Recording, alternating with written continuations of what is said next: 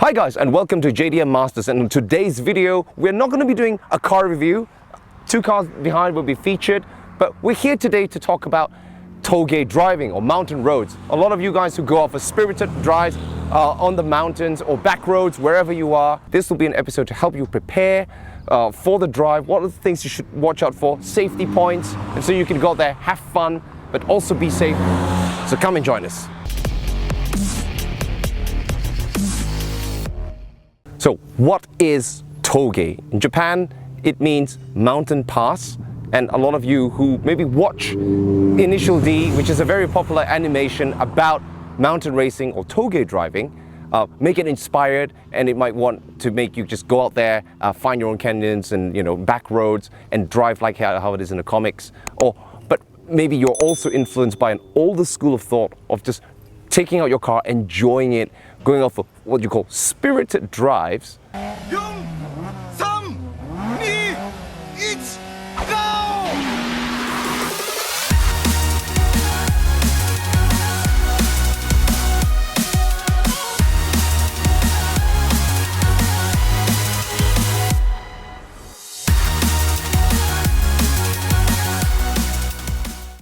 But what is it actually? What does it mean to you as a car owner and a driver? Now, every sports car owner buys the car not to keep it in a garage, but to actually drive it. You want to get out there and test your skills and also the car's capabilities on these wonderful back roads. So we're going to be talking about some of the essential steps that you should follow in order to drive safely and confidently. So let's go through them.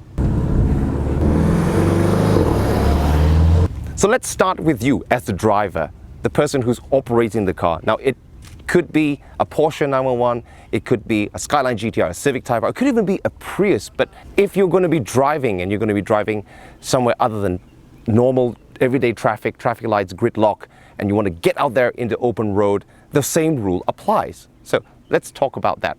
Spirited drives are somewhat considered maybe, if you go over a certain limit, it could be hooning, it could even be dangerous. So where are the limits in your mind before you think about going for this sort of drive? And there are certain preparations that you could make before you actually go out. And most people would like to go out themselves, or they may go in a group of their friends, which actually increases the risk if all of you are not aligned in the way you drive. Let's just talk about you yourself first. So step number one is to understand how and where you're going to be driving.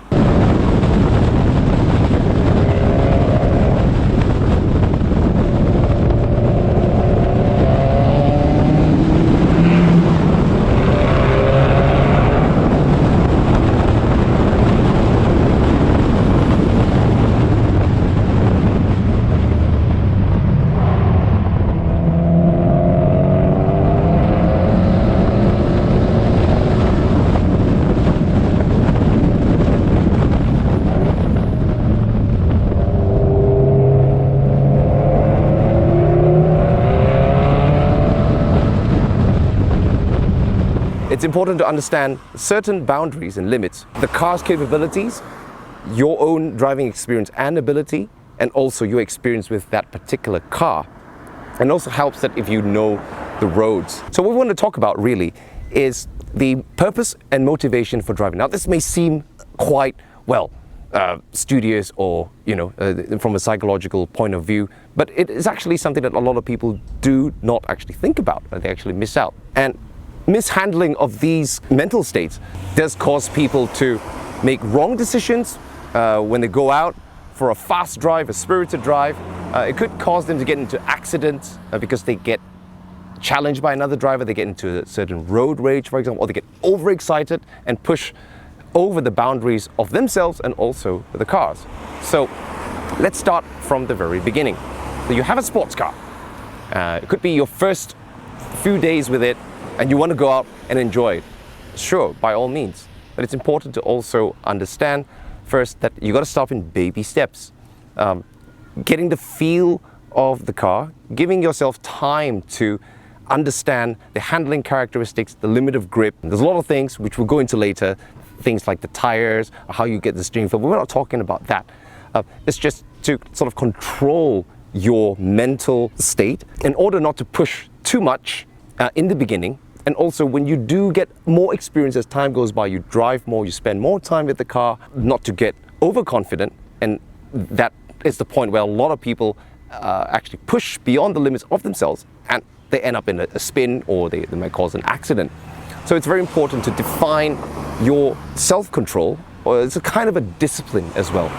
So you're going to go out and to this particular road that you know very well and you want to drive, but it's important to maybe have small mental strategies that you can use to limit yourself for the first few times, maybe at a certain speed, for example, until you can find a limit of grip. And you've got to be very controlled about that. Even if someone pushes you from behind, or if you find another car that you might want to chase, you got to like sort of control yourself until you can really be confident with the car and also the road. So the next part we're going to talk about is understanding how you want to go driving. So in the case we live in Japan, it's very easy to go out into these wonderful roads out here called Touge. It's filled with all kinds of drivers, tourists, as you see around here. Today is the long holidays in Japan. It's going to be filled with lots of slow drivers, just, you know, family vans, slow Priuses, some BMWs from the big city, and you're there in your sports car. You think, okay, it's a big open road now. I want to go fast, and you get stuck behind this slow car. And what happens is you get really irritated. You know, there's two things usually people try to do. They either sit out and wait until they have more space to run, or they try to overtake or push them. All of those is not really good. You might cause an accident. So that goes back to what I said at the earlier point about self-discipline. Now you share these roads with all common motorists. If you have a sports car, it doesn't mean that these roads are just exclusively yours. And this may seem like a very, common sense point, but it's important to remember that, especially maybe for drivers who are just, overexcited. It doesn't matter your age, whether you're young or whether you're older, but self-control to understand where you can push and where you shouldn't push. It's all about this mental state of mind. Speed comparer, the German. Make sure you only use the map. Oh my God. So now you've decided it's a perfect Sunday morning or a weekend, holiday, and you're going to take out your sports car and you want to go out to the mountains, go for a drive. And it's going to be a little adventure. It's going to be a road you've never tried before. So here are the steps that you should do in order to be very well prepared before you go out. So the first thing is important is to know where you're going. And looking at physical maps like this is a map of Hakone. While it's a modern habit to use Google Maps or navigation or GPS systems, let's say you end up from here, which is a small city, and you want to go to here, which is the Lake Ashi.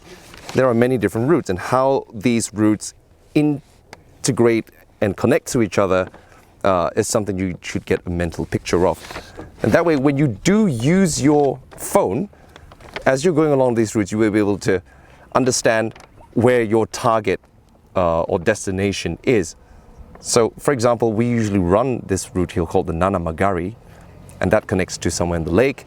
But then there are other routes that you might want to discover, but this is actually north of where the Nanamagari is. And then if you make a turn and it comes down to this Ashinoko-sukane, where we are now, beautiful views, and it sort of comes back in a circle. And over here is the very famous turnpike, which leads down all the way to Odawara, and the Route 1, which snakes around. It's all the big course. By the way, this is also the same setting for the new comic by Shigeno Shuichi called MF Ghost. It's a sequel to Initial D. This is in Hakone, which is right here. And all these spots are real. Very, very interesting because it's based on sort of real life where people do come out for drives, and it just shows a lot of that sort of driving lifestyle which Japanese car enthusiasts really love. And here we are. This is actually where we are right now, Ashinoko skyline. You can see from this wonderful aerial views here. So having a clear picture, an overall picture of where you are, now you're now ready to check on your Google Maps navigation. Thanks to modern technology, you can check where traffic is, how the density is, and of course plan your route going there. But when you're actually driving on the road, there are several apps which you can use. For example, this one is a tracking app with a speed, the GPS speed. It's actually a Japanese app which tracks also and follows traffic cameras. Now this view, it's like a video game. You can see the corners that are coming up, and you can put this as near as possible to yourself in the car, maybe mount it on the dashboard or near the aircon vent, and it's very useful. And this is just some of the small tips that you can use before you go on a drive, a new route that you've never tried before. It's always very good to have a mental picture. There are a lot of routes that are much tighter than others. There are some routes which are at a little higher speed. So when you have that mental preparedness, then you can concentrate on the road at hand, the traffic, the road conditions, especially the road surfaces. Roads are never straight and never even, and that just takes one less thing off your mind, less stress before you go out. So now you've decided the route, you've checked the routes beforehand, and you're ready to go. Now let's talk about your car. Oh, just get out and drive. But Touge driving or spirited driving requires much more out of your car than as you would commuting on the daily drive to the supermarket or to work. You'll be putting slightly higher speeds, cornering, and therefore putting more stress on the car, especially the tires. Now, a lot of people think, well, is my suspension okay? Is the boost working? Are the settings all right? The tires are the only thing that can mean life or death when you're going fast round corners. Now, it could be on the mountain roads, it could even be on the highway, the freeway, whatever. But if your tires do not work and they get a puncture, or if just to enjoy driving, if you're at the wrong tire pressures because you didn't check them or you didn't drive the car for a while, it's always a good idea to check them. So some of the things that I would recommend putting always in your car, basic toolkit, but most importantly, a tire pressure gauge. Now you could get one of these at the auto shop. For example, the one I have here is a tire gauge that has a hose. It's always better to have one that's like this, if possible. It's got a flexible hose and it gives more stability as you're putting the tire. This Civic Type R is got a 15-inch. It's very light. I just want to check quickly if the tire pressures are correct. So I have my gloves. I like to use them because I don't want to get my hands dirty, but if you're hardcore, you don't need gloves like me. All right, so put it in, and here we go in kPa. It's now currently at 240 kPa, which is spot on. So this is okay for this side. We can check the other side now. Very important to make sure that the tire pressures are balanced on the right and the left. Also, it will give you a good idea whether you have a slow puncture. And that's also 2.4. And if it's less, you can go pump it up at the petrol station, and also check whether the tire surfaces have enough thread from the outside. A lot of people just look on the outside, but it's also important to check on the inside because a lot of cars these days have negative camber. It wears out quicker on the inside. So my tires here may need changing very soon. It's wearing thin on the outside, but there's still a lot of thread left. Check all around the surface to see if you have any cracks or anything stuck in the tire. Very, very important. Tires are the first thing that you should always ensure and check. Let's check on Masa's FD2 now. 18-inch wheels, much bigger. Okay, so here you see there's some small hairline cracks on the outer surface, and so also on the inside. I would probably recommend him to change his tires soon because they're also getting a little bit old. But this is still kind of okay, kind of safe to drive. Maybe not pushing it too hard. But what's most important is if there are cracks appearing on the sidewalls, this is where you really need to change your tires, because a lot of stress acting upon the tire as it's going around the corner is going to create cracks that go around the side. If you do get cracks on the sidewall, it's time to change them. Masa, welcome back. Hey guys! So, Masa, Yeah? I don't know what's the tire pressure of your car. How would you check it? So, let's check the tire pressure. So, usually, car has the recommended tire pressure right here on the driver's side. And it's also important to note that this is actually the maximum tire pressure with the car with a full load. Exactly. So in this case, for the FD2, it is 200 kPa for the front and 180 kPa at the back. So which means, should we go higher a little bit or lower a little bit for normal driving? For normal driving, maybe a little bit higher, because for, fuel economy and stuff.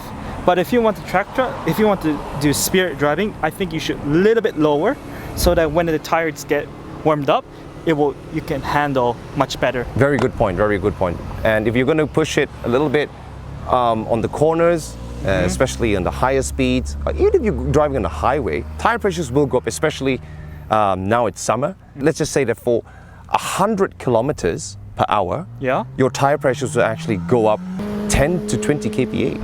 That's quite a lot. That's a lot. That's a lot. So ideally you want to set it a little bit lower than what it is. 225 would be probably ideal. It also depends on the type of tire you have. So if you have high grip tires which warm up very quickly, so let's see. Okay, so it's quite obvious that you're too low. Bit low. We're going to check on the other side now to see if there is an imbalance or not. But you see, it's a small little routines that is really important when you go out. So this is also the same, it's a little bit lower. Yeah, so we need to... Even though it's really hot now, it should be, I don't know, 220. 220. Yeah.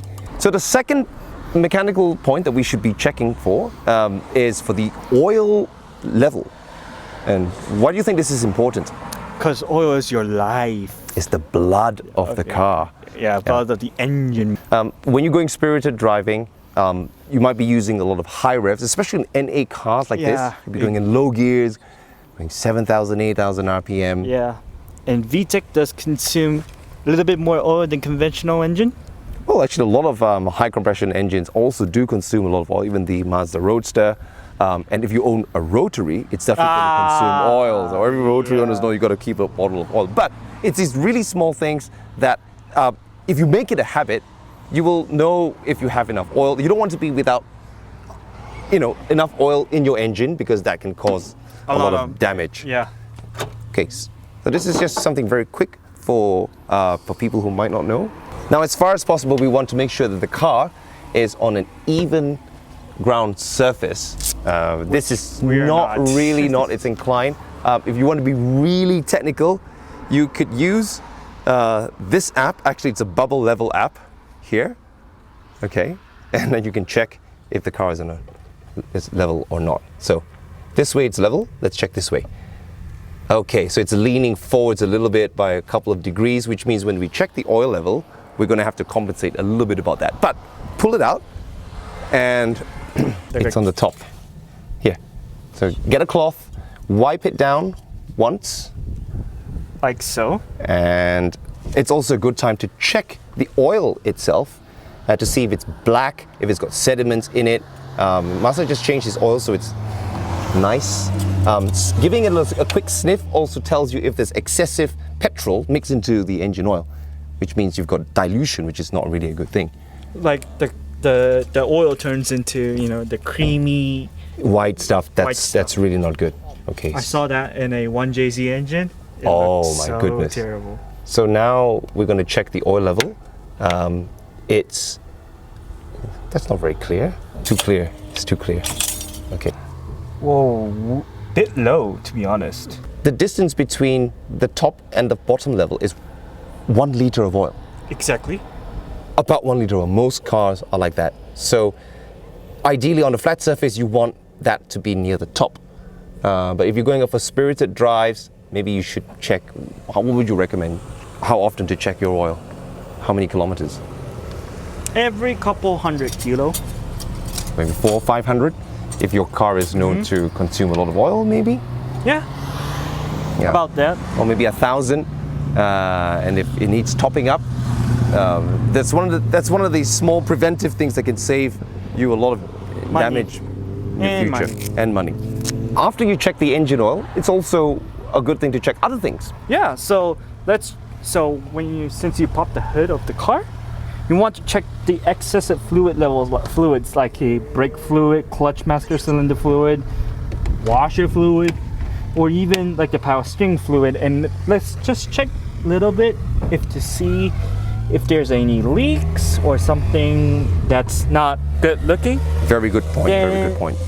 Then if you find something that you need to be addressed or something leaking, you should not go to Spirit Driving and take your car to, local mechanic shop. Deal with it as quickly as possible. Yeah, exactly. Yes. Just to add to that, also the radiator. Here is the radiator overflow tank. Very important. Just give it a quick look, open it up, and just to check if the coolant level is at the high or not. These are just small things that could potentially save you from trouble, because you're going to be driving your car hard. It would overheat, and all these rubber hoses, especially if you've got a turbo car, you don't want turbo leak.